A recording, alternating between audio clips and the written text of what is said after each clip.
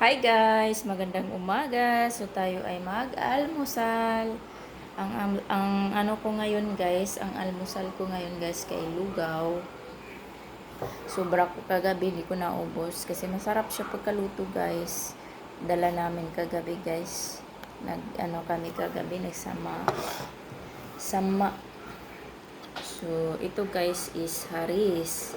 Ayan guys, dalawang klase ito guys, haris at saka jaris. Ang kaibahan nila sa pagkaluto ay itong haris ay karne yung ano, habang pinakulo, karne yung ano niya.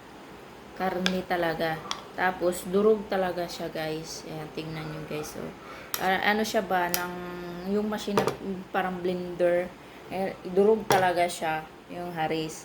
Tapos yung jaris naman guys, ano siya, habang pinakulo din, ah, manok yung ano niya, manok habang pinakulo, kasama yung manok.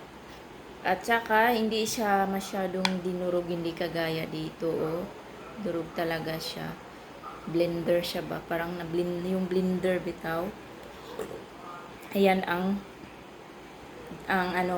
ang jaris. Hindi siya pinakulo lang, tapos pagkatapos malambot na siya, yan na siya. Yan ang tinatawag na jaris. Kasi yung haris, blender talaga siya. Kasi durog talaga siya, tapos karne. Ayan, so yan ang kaibahan sa guys. Haris at jaris. Yung lugaw nila guys. Yan.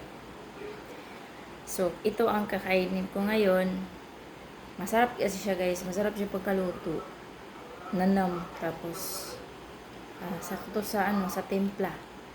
Asin. Basta masarap siya. So, kain tayo guys. Kain tayo lugaw.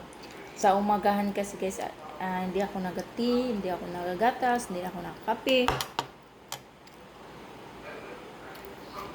Wala na. Tapos, lang, kung dalawang slice lang na tinapay. Minsan. Yun lang. So, maraming salamat.